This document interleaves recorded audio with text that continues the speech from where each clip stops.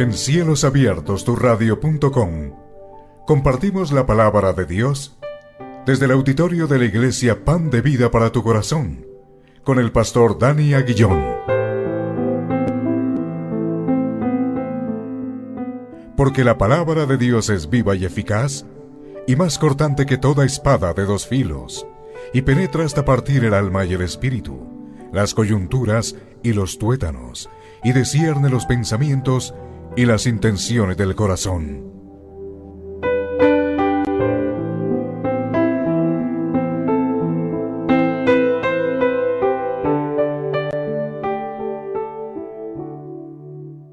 Bueno, entonces vamos a ir a la palabra de Dios. Quiero recordarles, entonces, el tema de hoy es la sexta charla que nos hace referencia a la sal de la tierra.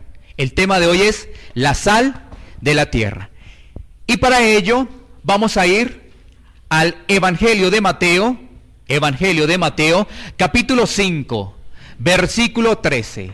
Evangelio de Mateo, capítulo 5, versículo 13. Y lo vamos a poner en pantalla, pero por favor, para que tú lo puedas buscar. Y entonces lo vamos a leer todos. Vamos a leerlos todos. Tú lo vas a leer en tu Biblia. Si no has traído Biblia, pues puedes mirarlo en pantalla. Mateo 5, 13, donde dice la palabra de Dios: vosotros, ayúdame por favor en la lectura también. Te quiero escuchar.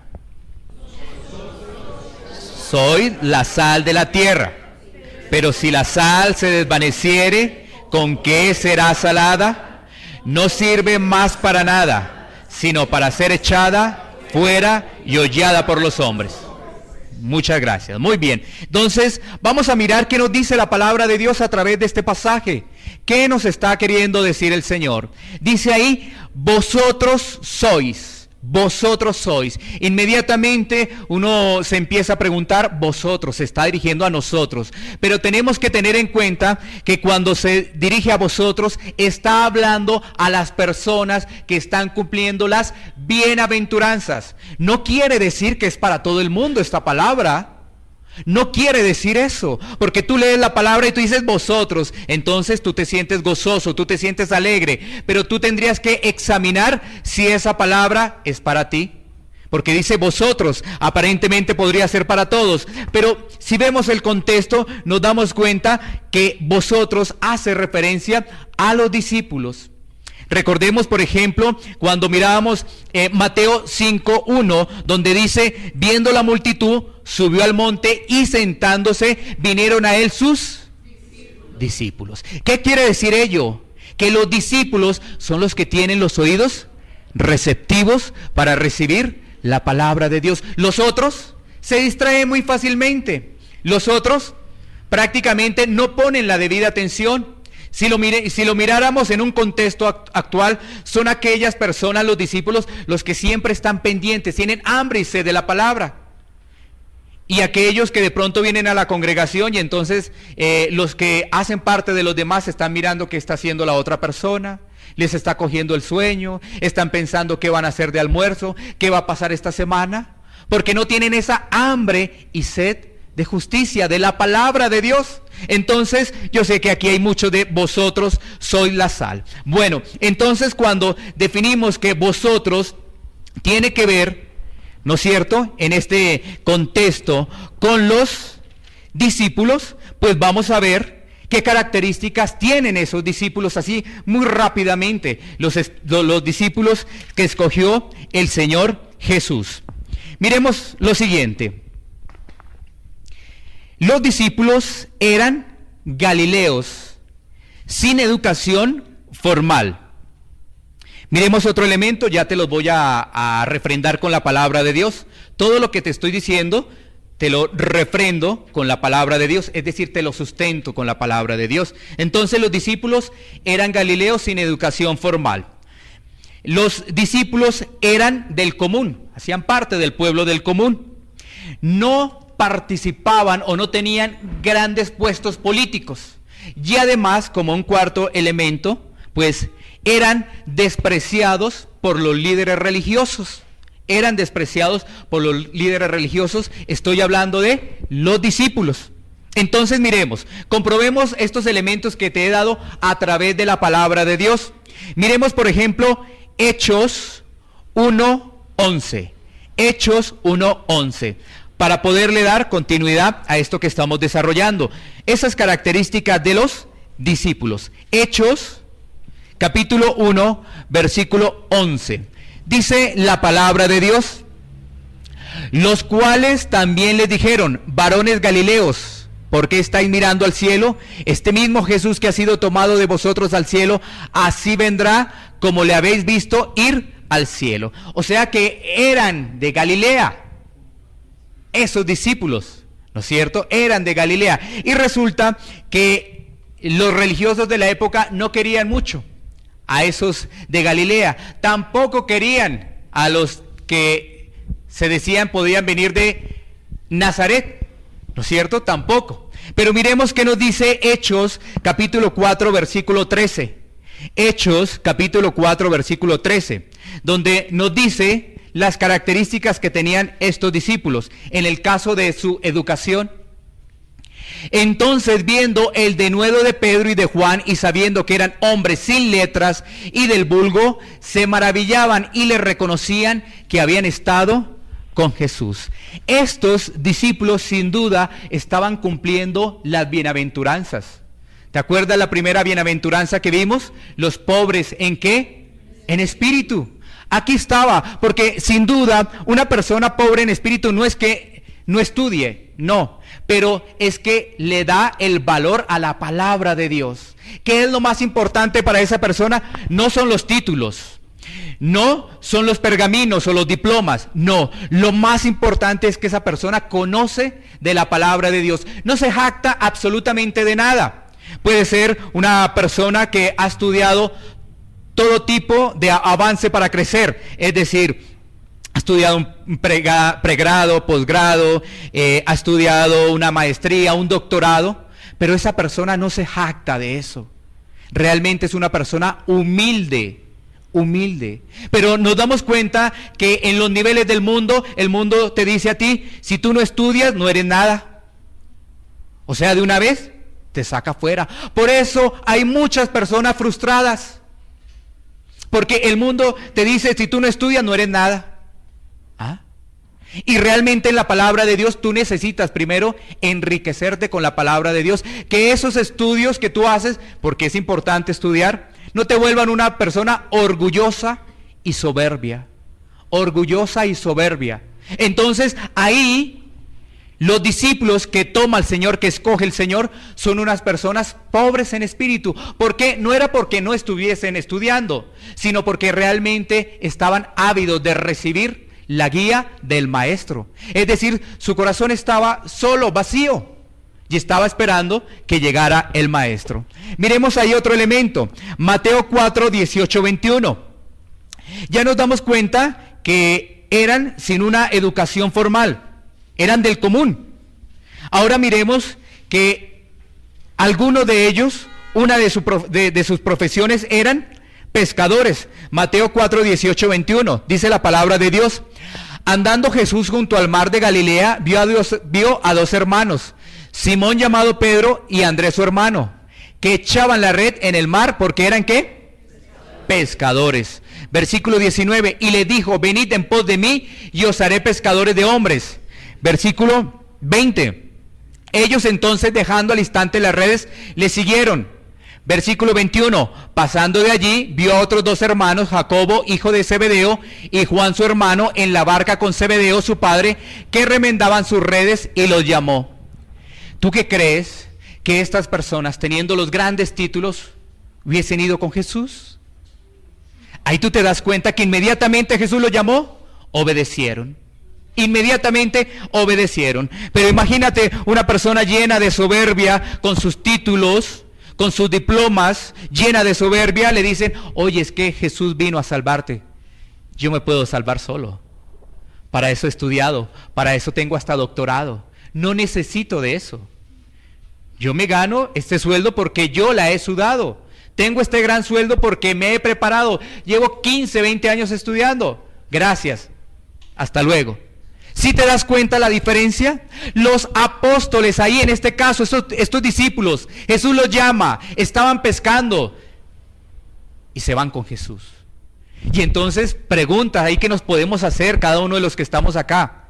¿Ellos en qué estaban pensando? ¿Qué iban a hacer con su familia? Estaban trabajando, ¿cómo iban a hacer para el sustento diario? No se pusieron a pensar en eso. Dijeron, en Jesús encontramos la salvación. Claro, porque a veces nosotros nos ponemos a pensar, ¿y ahora qué vamos a hacer? ¿Y ahora quién nos va a sostener? ¿Y ahora qué? ¿Y ahora qué? No, ellos no pensaron eso. Los discípulos no piensan eso. Los discípulos siempre tienen la mirada en el cielo. Los discípulos siempre tienen la mirada en lo que encuentran allí, que son los tesoros del cielo, no los tesoros de la tierra. Miremos otro pasaje, Juan 7:49. Estamos identificando la palabra que dice vosotros sois. Estamos identificando esa palabra en el tema de la sal de la tierra. Juan capítulo 7, versículo 49. Mas esta gente no sabe de la ley, maldita es. ¿Qué le estaban diciendo en este caso ahí los religiosos de la época? Que no sabía, en este caso, ni Jesús, ni sus discípulos, nada de la ley, que estaban completamente equivocados. Entonces, estos religiosos despreciaban a los discípulos y por ende despreciaban a Jesús. Estos religiosos de la época. Así que aquí nos damos cuenta, ¿quiénes vosotros? Vosotros sois los discípulos, los que seguimos al Señor Jesús. Los que no, vamos a seguir a Jesús, pero déjenme arreglar unas cosas. Déjenme un poquitico más de licor, un poquitico más de cigarrillo, déjenme un poquitico más, déjenmelo pensar, a ver. Y después yo miro, a ver si podemos seguir al Señor. No, un discípulo es aquel que realmente llega a la palabra y dice, aquí estoy, Señor Jesús. Aquí estoy para ser utilidad de tu obra.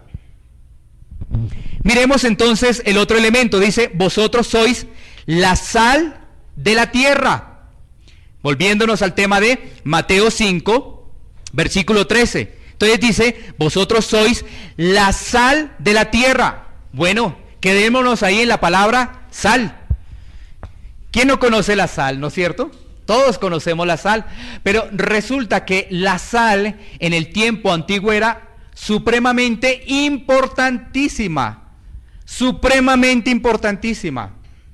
Demasiado. Yo quiero darles unos tips para que lo tengan en cuenta. Por ejemplo, en documentos hay de que se reseña de la sal desde el año 2000 antes de Cristo. Documentos reseñados. Obviamente hay muchísimo más para atrás, ¿no? Pero más o menos desde el año 2000 antes de Jesucristo está reseñado el tema de la sal. ¿En dónde? En el territorio asiático. Específicamente en China. Ahí se documenta que ellos utilizaban la sal, pero la sal se utilizaba en el tiempo antiguo, miremoslo de esta manera, para sanar y limpiar, para conservar la comida, para dar sabor a la comida, para conservar la humedad de los humanos, de los climas muy secos. Quiero repetirte estos. La sal se utilizaba en el tiempo antiguo para sanar y limpiar, para conservar la comida, para dar sabor a la comida. Hoy utilizamos, ¿no es cierto?, la sal para dar sabor a la comida, para conservar la humedad de los humanos, de los climas muy secos. Y obviamente estos son aspectos principales, pero muchísimo más de utilidad tenía la sal en el tiempo antiguo. Por ejemplo, yo no sé si tú has consumido alguna vez una ensalada. ¿Sí? Bueno. Perdón. Resulta que la palabra ensalada viene de una costumbre del Imperio Romano. La palabra ensalada viene de una costumbre del Imperio Romano. ¿Por qué? Porque los romanos solían utilizar las verduras y le aplicaban un poco de sal. A eso le llamaban ensalada. Los romanos, es que de ahí viene la palabra ensalada. Mira que es bien interesante. Entonces, los romanos utilizaban ese proceso de las verduras y lo empezaban a rodearlo o echarle un poquitico de sal. Bueno, pero miremos también la palabra salario. ¿Quién no ha recibido un salario? ¿No es cierto? Resulta que la palabra salario también tiene una raíz que proviene de la sal, porque en el latín salarium significaba pago por sal, pago por sal. Es decir, en el Imperio Romano a los soldados le pagaban con sal, salario, sal. Dese en cuenta la importancia de la sal. Entonces tú ya entiendes por qué Jesucristo nombra que vosotros sois la sal de la tierra. ¡Qué importancia la sal! Yo no sabía que salario viene de sal. No sabía ni la más remota idea. Pero tú puedes indagar a través de la internet y vas a conocer la raíz de esa palabra. Lo mismo de ensalada, porque uno dice ensalada, ah sí, claro, ensalada, ah sí, pero uno no se pone a reflexionar que esa palabra viene de mucho tiempo atrás. Démonos cuenta. Entonces, también, por ejemplo, estamos hablando del Imperio Romano, estamos hablando de los chinos, también en Egipto se utilizó, en este caso, la sal, ¿para qué? Para el pescado, para salar el pescado. O sea que la utilidad de la sal en tiempo antiguo era tremenda, era tremenda. Ahora, después de tener estos datos, pues vamos a la Biblia, porque la Biblia nos va a hablar también en el Antiguo Testamento de la sal, en el Nuevo Testamento de la sal. Bueno, entonces, ¿sí sabían ustedes que Job es el libro más antiguo de la Biblia? ¿Sí? Bueno, si no lo sabían, ténganlo presente. En Job 6:6 se habla de la sal. Miremos Job 6:6 para que identifiquemos que ahí se habla de la palabra sal. ¿Se comerá lo desabrido sin sal? ¿Habrá gusto en la clara del huevo? Esto es para identificar que Job es el libro más antiguo de la Biblia y que allí también aparece la palabra sal. Pero ahora vamos a tomar dos pasajes del Antiguo Testamento muy importantes. Vámonos a ir a Levítico 2:13. Levítico 2:13, para mirar lo siguiente. Pongámosle mucha atención. Levítico 2:13 dice: y sazonarás con sal toda ofrenda que presentes, y no harás que falte jamás de tu ofrenda la sal del pacto de tu Dios. En toda ofrenda tuya ofrecerás sal. Miren, tan importante bajo el antiguo pacto, bajo el Antiguo Testamento, la sal. Dice ahí, y sazonarás con sal toda ofrenda que presentes. Esto dándole importancia. ¿Qué quiere decir toda ofrenda que presentes? Eso quiere decir, en el contexto en el cual ya estamos, que es bajo el nuevo pacto, es el compromiso con Dios, porque es pacto, compromiso con Dios, de cumplir su palabra. Pacto, compromiso, ¿no es cierto? Compromiso con Dios de cumplir su palabra. Eso es lo que significa ahí en ese contexto. Miremos Ezequiel 43, versículos 23 y 24. Ezequiel 43, versículos 23 y 24. Sigamos escudriñando la palabra de Dios. Cuando acabes de espiar, ofrecerás un becerro de la vacada sin defecto, un carnero sin tacha de la manada, y los ofrecerás delante de Jehová, y los sacerdotes echarán sal sobre ellos, y los ofrecerán en holocausto a Jehová. ¿Qué significa ahí la sal? Significa pureza, significa preservar, significa no corruptible, no corruptible. Eso significa. Y ahora, si tú te das cuenta, ¿no es cierto? Esto está en el antiguo pacto. Esto hace parte del antiguo pacto. Pero si tú miras el nuevo pacto, miremoslo de esta forma. Jesucristo murió en la cruz, ¿no? Y Él derramó su sangre ¿Para limpiarnos de qué? De todo pecado. Pero nosotros, ¿cómo perseveramos precisamente en ese pacto? Nosotros perseveramos en ese pacto es por medio de la palabra, por medio del evangelio.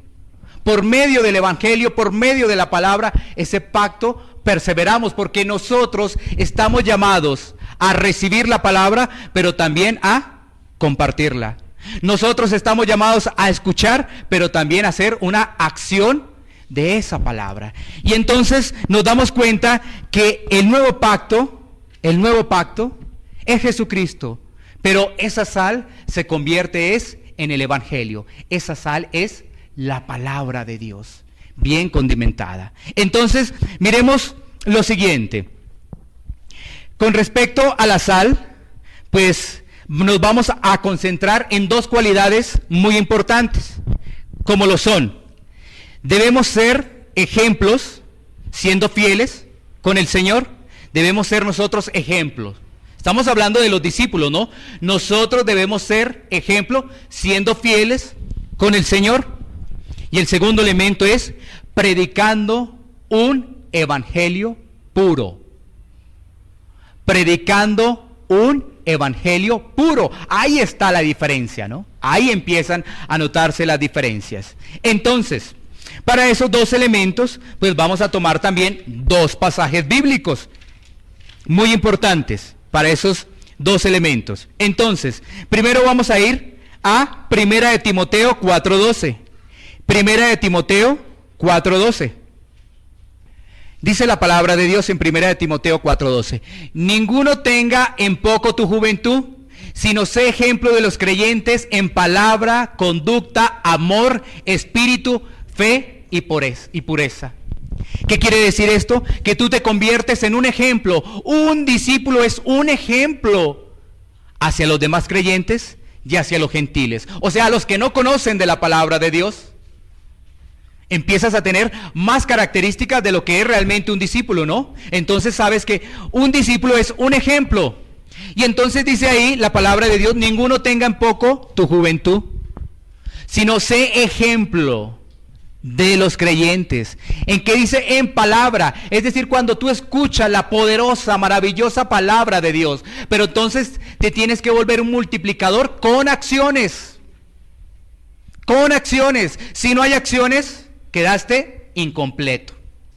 Y entonces ahí empieza a dar unas características: conducta, amor, espíritu, fe y pureza.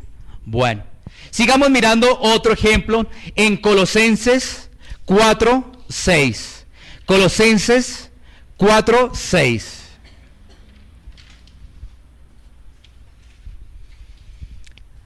Miremos qué nos dice la palabra de Dios. Sea vuestra palabra siempre con gracia, sazonada con sal, para que sepáis cómo debéis responder a cada uno. ¿Qué quiere decir esto? Cuando tú estás con la palabra de Dios, dentro de ti hay la sabiduría de Dios. O sea, lo que tú estás hablando es sabiduría de Dios. Sabiduría de Dios, no sabiduría del ser humano, no sabiduría de los títulos, no, sabiduría de Dios. Sabiduría del Todopoderoso. Sea vuestra palabra siempre con gracia, sazonada con sal, para que sepáis cómo debéis responder a cada uno. Entonces, esa palabra debe ser una palabra con características de un evangelio puro. Un evangelio puro. Entonces miremos, Gálatas 1:6-9. Gálatas 1:6-9. Vosotros sois la sal de la tierra. Ahí vamos.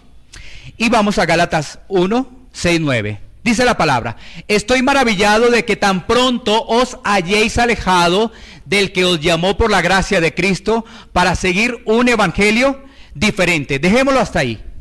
Hoy en día, esa sal no está cumpliendo realmente su labor. ¿Por qué? Porque el evangelio puro se ha trastocado. El evangelio puro se ha cambiado. ¿Por qué? Por emociones. Se ha cambiado ¿por qué? Por dinero. Se ha cambiado ¿por qué? Por prosperidad. Eso se ha cambiado hoy en día en las congregaciones. Eso ha venido cambiando. Y entonces aquí dice la palabra de Dios: para seguir un evangelio diferente. Entonces hoy tú te llevas para reflexión, para tu casa, dices, hay un evangelio diferente que nos quiere engañar. Hay un evangelio diferente que nos quiere engañar. Sigamos ahí, versículo 7. No que haya otro, sino que hay algunos que os perturban y quieren pervertir el evangelio de Cristo. O sea, el evangelio es uno solo, pero hay personas que nos quieren engañar, presentándonos de otra forma el evangelio. Versículo 8. Mas si aún nosotros o aún un ángel del cielo os anunciara otro evangelio diferente del que os hemos anunciado, sea anatema, sea maldito. No le hagamos caso. ¿Por qué? Porque inclusive ahí la palabra de Dios nos está hablando de señales, porque un ángel es una señal, es algo que pasa las dimensiones físicas que nosotros vemos. Entonces, si tú ves un ángel, tú dices, esto es un milagro. Si tú ves un ángel que te habla, tú dices, oh, tremendo. Pero entonces ahí el apóstol Pablo te está diciendo, todo lo que tú percibas, veas, analices, llévalo a la palabra de Dios. Todo lo que sucede en el campo espiritual, llévalo a la palabra de Dios. Llévalo a la palabra de Dios, porque si no, eso no es. Versículo 9. Como antes hemos dicho, también ahora lo repito, si alguno os predica diferente evangelio del que habéis recibido, sea anatema. Aquí el apóstol Pablo refuerza nuevamente lo que dice ahí en el versículo 8. Por eso es importantísimo, imperioso, predicar un evangelio puro, un evangelio puro. Primera de Juan 4, 1, 2. Primera de Juan 4, 1, 2. Primera de Juan 4, 1, 2. Nuevamente nos habla de las reflexiones que hay con respecto a lo que sucede hoy en día. Amados, no creáis a todo espíritu, sino probad los espíritus si son de Dios, porque muchos falsos profetas han salido por el mundo. Desde hace muchísimo tiempo están esos falsos profetas que generación tras generación siguen avanzando, siguen tratando de confundir al pueblo de Dios. Ha avanzado eso. Y eso nos dice ahí que nosotros debemos probar a todos los espíritus si son de Dios o no son de Dios.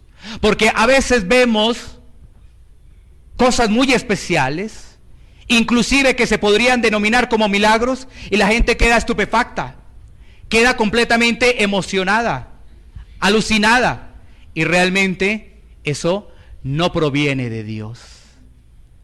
No proviene de Dios. Y miremos un pasaje adicional de ese de predicar un evangelio puro. Segunda Timoteo 4, 2. Segunda Timoteo 4, 2. ¿Qué nos dice la palabra de Dios? Dice la palabra, que prediquéis la palabra, que istes a tiempo y fuera de tiempo. Redarguye, reprende, exhorta con toda paciencia y doctrina. ¿Qué quiere decir ello? Que debemos compartir un evangelio puro para realmente poder ser la sal de la tierra. Porque ahí en la segunda parte de ese versículo 13 de Mateo 5 nos va a decir lo siguiente, ¿no es cierto? Nos dice, vosotros sois la sal de la tierra, pero si la sal se desvaneciere, wow, desvanecer, es decir, cambiar el evangelio. Desvanecer, si la sal se desvanece, viene un signo de interrogación en Mateo 5:13. ¿Con qué será salada? ¿Con qué será salada? Ahí sí viene ese signo de interrogación. Volvamos a poner ahí un momentico Mateo 5:13 para que tengamos presente. Entonces, ahí vamos, ¿no? Vosotros, ya sabemos que se está refiriendo a los discípulos. Vosotros, los discípulos, sois la sal de la tierra, la palabra de Dios, el evangelio. Pero si la sal se desvaneciere, es decir, la forma como nosotros predicamos el evangelio, si se desvanece, si no es como se debe predicar, ¿con qué será salada? Después dice, no sirve para nada. Wow, tremendo, ¿no? No sirve para nada. Entonces, si la sal se desvanece, ¿qué pasa cuando la sal se desvanece? Pues se pierde su esencia. Pongámoslo en el contexto de unos alimentos, ¿no es cierto? Entonces, le aplicamos sal, pero como esa sal se desvaneció, no sentimos en este caso, nuestro gusto, pues no va a sentir esa sensación. No va a sentir esa sensación y entonces va a ser inútil esa sal. No tiene sentido. Es lo mismo la palabra. Cuando el evangelio no llega como debe ser, la gente queda incompleta. La gente queda incompleta. Miremos algunos pasajes que nos van a ilustrar esto que estamos señalando. La sal deja de tener utilidad. Segunda a los Corintios 2:17. Segunda a los Corintios, 2:17.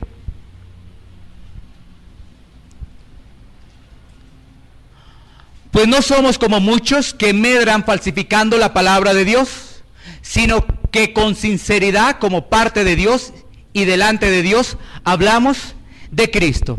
¿Qué quiere decir ello? Cuando uno realmente se afirma en la palabra, uno va a hablar es de Jesús. Uno va a hablar en la palabra. Porque tú vienes a este lugar y entonces tú escuchas un versículo por acá, otro versículo por allá, pero estás escuchando la palabra de Dios. ¿En qué sentido? En un contexto donde el Señor te está hablando, porque la palabra de Dios es cuando el Señor te está hablando. Pero quizás tú estás acostumbrado a recibir una palabra de motivación, una palabra de emoción. Entonces, cuando tú recibes una palabra de motivación y de emoción, el evangelio no llega a donde debe llegar, no penetra al espíritu, se queda en el alma. Y en el alma todo es emoción. Entonces uno sale aquí todo contento, pero mañana o pasado mañana todo vuelve a la realidad. Y llega otra vez el día de la iglesia, sales contento, pasan 2 días y todo vuelve a la realidad. Y así pasas y pasas. Y después dices, qué palabra tan tremenda la de ese predicador. Oh, qué emoción. Oh, tú levantas tus manos, te alegras, gritas. Pero realmente al salir de acá, todo se desvanece. Porque esa sal se desvaneció. Esa palabra no penetró realmente donde debía llegar, que es al espíritu. Y entonces, pues tú vuelves siendo el mismo. Y tú tienes unas bases, claro, porque tú estás escuchando algunos pasajes, así sean mínimos. Tú te quedas con unas bases, pero esas bases no la aplicas. Porque solamente haces lo que dice la palabra, eres oidor, pero no eres hacedor de la palabra. El requisito fundamental de los discípulos, oír y hacer la palabra. Y ahí es cuando, claro, cada uno de nosotros empezamos, como veíamos hace 8 días, quizás como a retroceder un poco, ¿no? Quizás como a retroceder. Y el Señor Jesús dice, ¿y vosotros también te quieres ir?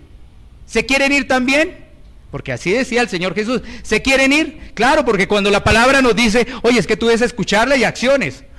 Entonces tú dices, ser ejemplo ante los demás. ¿Cuál es el ejemplo que le estás dando a los demás? Primeramente a los creyentes, porque resulta que nosotros en los creyentes somos los primeros dados a murmurar. Lamentablemente es así, porque nos convertimos en personas religiosas. Entonces somos los primeros en murmurar de aquel, es que mire, no viene. Tal cosa y mire tal cosa. Ay, pero otra. Somos los primeros. Y entonces, ¿dónde está ese ejemplo? Que es decir, escuchar y accionar la palabra de Dios. Quizás si esa persona no viene es porque tiene problemas y necesita oración. Necesita que nos pongamos a orar por esa persona, para que esa persona sea conmovida por el Señor, para que esa persona realmente comprenda que se debe acercar a Dios sin ningún tipo de impedimento, sin ningún tipo de muro. Miremos también Primera de Pedro 2:2. Primera de Pedro 2:2. Desead como niños recién nacidos la leche espiritual no adulterada, para que por ella crezcáis para salvación. Aquí está clave esto. Si la leche está adulterada, no vas a crecer así de a mucho. No vas a crecer. Esto es clave. Y nos pone el ejemplo de un bebecito que se alimenta con la leche materna. Anhela esa leche materna, el bebecito. Entonces ahí nos dice la palabra de Dios, desead como niños recién nacidos. En este caso ya lo pone en un contexto espiritual.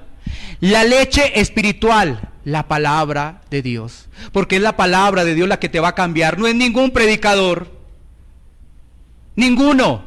Absolutamente ninguno. Es la palabra de Dios. Conociendo que Jesucristo estuvo en la cruz para perdón de nuestros pecados. Conociendo eso, porque a veces empezamos a mirar al predicador, la elocuencia del predicador. Es que cómo predica de bonito.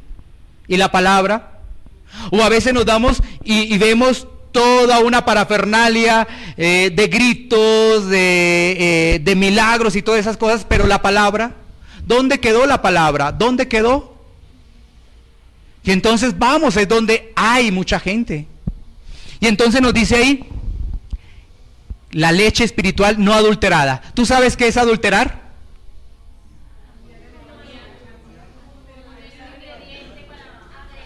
Agregar cositas. Agregar, contaminar, eso. Miren, adulterada. O sea que sí hay cosas adulteradas. ¿Y el pueblo de Dios está discerniendo eso? ¡Wow! El pueblo de Dios es que adulterada, cambiada, contaminada la palabra de Dios. Y entonces, ¿sabes qué? ¿Qué te dicen? Oye, es que tú no cambias, es porque tú no tienes fe. Tú no tienes fe. Tú no cambias, es porque tú no tienes fe. Ah, tú no cambias, no es que tú tienes un jurgo de maldiciones generacionales, que eso, mejor dicho, eso, el trabajo es larguísimo. Aquí nos vamos a demorar. No, resulta es que te están entregando leche espiritual adulterada. Y entonces, tú no cambias porque el mensaje no ha llegado como debe llegar. Entonces estás un día sí, otro día no. Otro día te emocionas, qué palabra tan tremenda. Otro día estás realmente conmovido, triste. No, es que yo no quiero volver a la iglesia. No, allá no, allá no.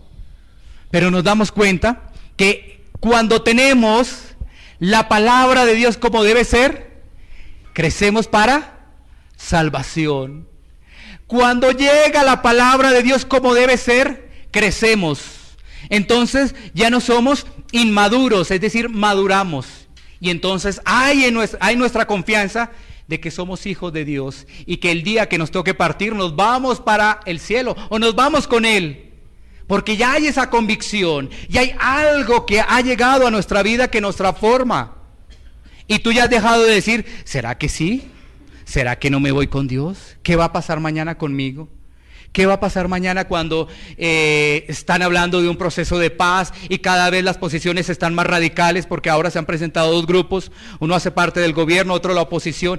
¿Qué va a pasar con este país? Unos hablan de resistencia civil. Ay, Dios mío. Pero tú eres hijo o hija de Dios y tú estás en las manos del Señor. Y en las manos del Señor, tenlo por seguro que tienes realmente tranquilidad. Debes tener confianza y seguridad de que no va a pasar nada para ti frente a esas situaciones.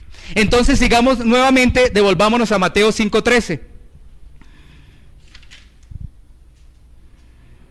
Sigamos.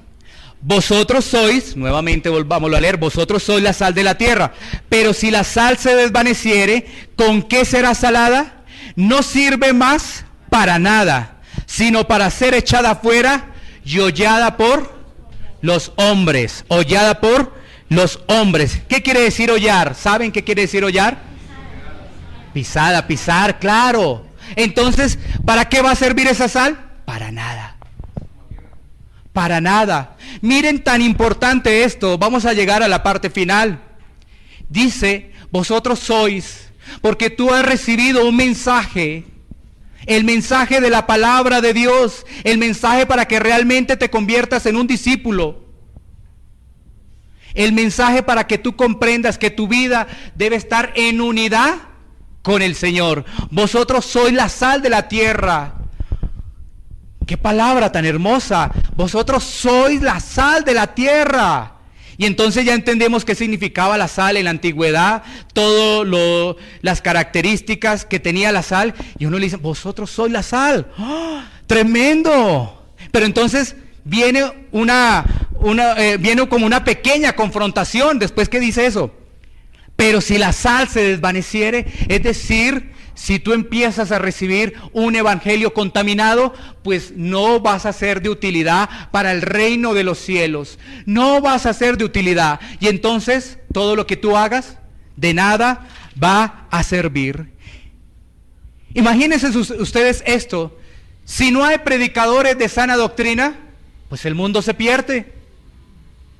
Por eso el reto, por eso lo que tú debes atesorar en tu corazón es anhelar, desear esa leche espiritual no contaminada, no adulterada. Lo debes anhelar. ¿Para qué? Para que tú crezcas y tú puedas ser útil en el reino de los cielos. Tú puedas llevar la palabra realmente como debe ser. Una palabra bien sazonada.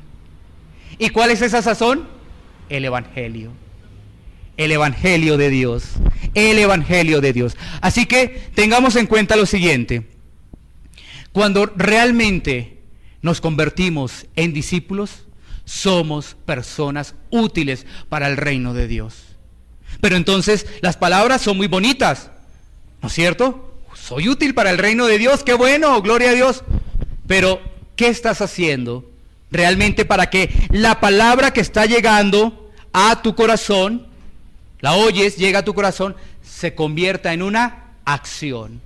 ¿Qué estás haciendo para que esa palabra que tú estás leyendo hoy, está en la pantalla, se vuelva realidad en tu vida, en mi vida? ¿Qué estamos haciendo? Ese es el reto. ¿Qué estamos haciendo? Porque tú estás cumpliendo hoy el 50%. Hay aquí unos muy activos, escuchando atentamente la palabra de Dios, están muy activos. Pero ¿qué del otro 50%? Necesitamos ese 50% que tiene que ver con las acciones. Tiene que ver con las acciones, como los pasajes que habíamos visto anteriormente. Por ejemplo, tú eres un creyente, porque uno escucha muchos temas. Tú eres un creyente, estás en una situación difícil, quizás le pides prestada plata a alguien, la persona te presta plata, y después vienen personas a decir, no, pero él no pagó. No volvió a la iglesia, no pagó. Y entonces, ¿dónde queda realmente ser discípulo? ¿Y dónde queda ser la sal de la tierra? ¿Dónde queda eso? Ahí es cuando realmente el Señor nos confronta.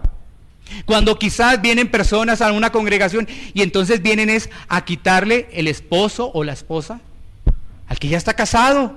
Porque así sucede. ¿Cuántas veces ustedes no han escuchado en congregaciones donde llegó una persona y resultó y se fue con otra? Llegó en familia y se fue con otra o con otro. Entonces, ¿qué sucede? Sucede que esa persona también escuchó, pero no le puso la debida atención y no hizo una acción. La acción, porque la fe sin obras, ¿qué nos dice la Escritura? La fe sin obras es muerta. Bueno, así que vamos a dejarlo hasta ahí, porque después viene que también viene la parte de la luz, la sal y la luz del mundo. Así que vamos a mirarlo el próximo domingo. ¿Por qué no nos ponemos en pie?